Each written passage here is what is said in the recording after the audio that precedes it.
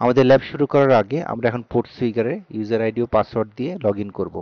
আমাদের আগে একটি অ্যাকাউন্ট তৈরি করা ছিল, এই জন্য আমরা সরাসরি আমাদের তৈরি করা সেই ইউজার আইডি এবং পাসওয়ার্ড দিয়ে ঢুকে যাচ্ছি। আপনারা যদি পোর্টসুইগারে আপনাদের অ্যাকাউন্ট তৈরি করা না থাকে তাহলে ক্রিয়েট অ্যাকাউন্ট দিয়ে আপনারা একটা নতুন অ্যাকাউন্ট রেজিস্ট্রেশন করে নেবেন। পোর্টসুইগার অত্যন্ত জনপ্রিয় একটা পেনিট্রেশন টেস্টিং ওয়েবসাইট, যেখানে আপনি লিগালি পেনিট্রেশন টেস্টিং করতে পারেন। তো আমরা আমাদের অ্যাকাউন্টে ঢুকে গেছি। এখানে ঢুকে যাওয়ার পরে আমরা সোর্স কোড ডিসক্লোজার ভাই ব্যাকআপ ফাইলস নামের এই ল্যাবটি চুজ করলাম। এরপরে অ্যাক্সেস ল্যাবে ক্লিক করে আমরা আমাদের ল্যাবে ঢুকে যাচ্ছি। দেখুন এটি একটি 8-10টি সাধারণ ওয়েবসাইটের মতোই শো করছে। এখানে আমরা সাধারণ একটি ওয়েবসাইটে বিভিন্ন পোর্টফোলিও দেখতে পাচ্ছি। তো এখানকার গুরুত্বপূর্ণ কিছু ইনফরমেশন আমরা লিক করতে হবে। তো এখানে আমরা ওয়েব অ্যাড্রেসের সার্চ বারে ফরওয়ার্ড / দিয়ে লিখছি robots.txt।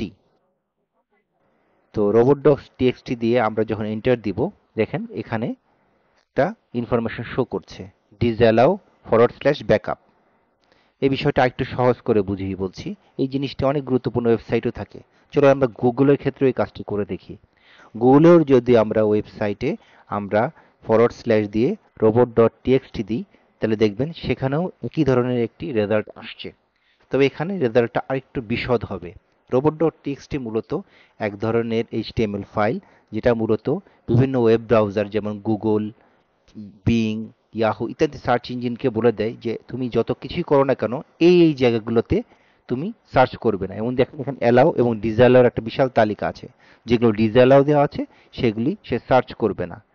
তো চলেন আমরা সেখানে আমাদের হ্যাকিং স্ট্র্যাটেজি চলে যাই। সে আমাদের রোবট টেক্সটে আমরা জানলাম যে কোন কোন জায়গায় আমার সার্চ করা যাবে না, অর্থাৎ যেটা সার্চ করা যাবে না ওটাকে আমি এখন চুজ করব।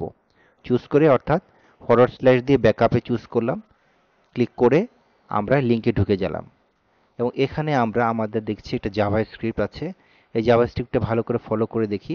এখানে আমরা কানেকশন সিস্টেমটা দেখতে পাচ্ছি এবং লাস্টে দেখেন এখানে পোস্ট গিয়ারের পরে এখানে একটি পাসওয়ার্ড হ্যাশিং টার্গেট দেওয়া আছে। এটাকে আমরা কপি করে নিচ্ছি। আমরা ধারণা করছি এটাই হচ্ছে আমাদের পাসওয়ার্ড। চলুন আমরা আমাদের ওয়েবসাইটের ব্যাকে যাই, যে আমরা এই জিনিস সাবমিট করব। এই সাবমিট সলিউশনে ক্লিক করে এই পাসওয়ার্ডটাকে আমরা পেস্ট করে দিচ্ছি, এরপরে ওকে যাচ্ছি। জি, আমাদের উত্তরটি সঠিক হয়েছে, এই জন্য তারা ল্যাবটিকে আমাকে পাস দেখিয়েছে। এবার আমরা দেখব কিভাবে বার্বসুইট ইউজ করে একই কাজটি করা যায়। তো বার্বসুইট ইউজ করার জন্য প্রথমে আমাদের জিনিসটি নিশ্চিত করতে হবে আমাদের বার্বসুইটের যে প্রক্সি ট্যাবে ইন্টারসেপ্টটা অফ আছে কিনা। এটা অন থাকলে কাজ করবে না, প্রথমে এটা অফ রাখতে হবে। অফ রেখে আমরা আগের মতো আমাদের ল্যাবটি ঢুকে যাচ্ছি। আমরা আমাদের ল্যাবে ঢুকলাম। এবার আমরা যেটা করব, বার্বসুইটে যে ইন্টারসেপশন অন করে দিলাম। এরপর আমাদের এখানে টার্গেট বাটনে ক্লিক করছি। টার্গেট বাটনে ক্লিক করে আমরা আমাদের টার্গেট সাইটটা খুঁজে বের করছি। এখানে দেওয়া আছে 0AFCC00। দেখেন এখানে 0AFCC00। সো এখানে আমরা ক্লিক করছি। ক্লিক করার পরে আমরা আগে জেনেছিলাম যে আমাদের robot.txt-তে কি ফাইল আসে। তো আমরা সেই জিনিসটিকে আরেকবার যাচাই করে নিচ্ছি। তো এখানে আমরা যেটা করছি যে আমরা এখানে / দিয়ে robot.txt টাইপ করছি। এতে ইন্টারসেপশন ওপেন করা আছে, এটা কাজ করবে না, আমরা ইন্টারসেপশনটা অফ করে দিচ্ছি। সো দেখেন আমরা সেই একই জিনিসই পেলাম, যে ডিসঅ্যালাউ ব্যাকআপ। এখন আমরা ইন্টারসেপশনটা আবার অন করছি, করে টার্গেটে ফিরে যাচ্ছি। আমাদের এই ওয়েবসাইটটি ছিল এরকম। তো এখানে আমরা দেখেন সেই ব্যাকআপ ফাইলটাই খুঁজে বের করছি। তো এখানে ব্যাকআপ ক্লিক করার পরে এই যে /root, অর্থাৎ এই রুটটা আমি ক্লিক করছি। ক্লিক করার পরে এখানে দেখেন রেসপন্স আসবে। আর এটা আরেকটা ভাবে কাজ করতে পারে, আমি এটাকে রিপিটারে পাঠিয়ে দিচ্ছি। রাইট মাউস ক্লিক করে সেন্ড টু রিপিটার। রিপিটার পাঠিয়ে দেওয়ার পরে রিপিটার বাটনে ক্লিক করছি। তো এখানে রিপিটারটা আমরা একটু দেখি। রিপিটারের এই যে ইনপুটটা এখানে আছে। সো এখন আমরা যে কাজটি করব, এখানে আমাদের এই রিকোয়েস্টটাতে আমরা সেন্ড দিচ্ছি। সেন্ড দেওয়ার পরে আমরা একটা রেসপন্স পেয়েছি। চলুন রেসপন্স ভালো করে ফলো করি। দেখেন এখানে রেসপন্সে ব্যাকআপ ডট product.template.java bug এই ফাইলটাকে আমরা খুঁজে পেলাম।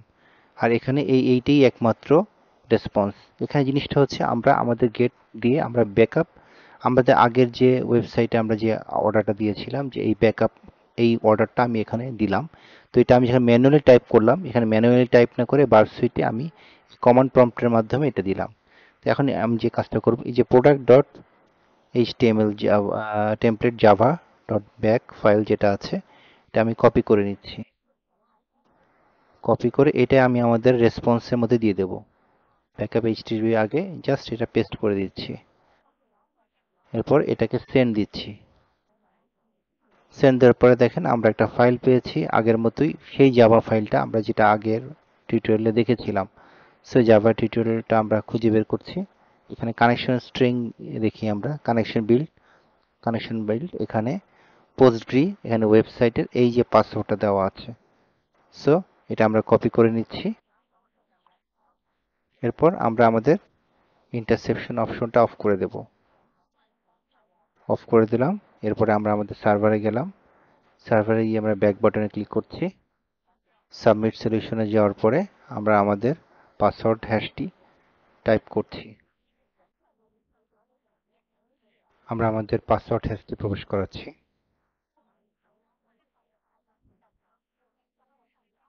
দেখেন কি রেজাল্ট আসলো।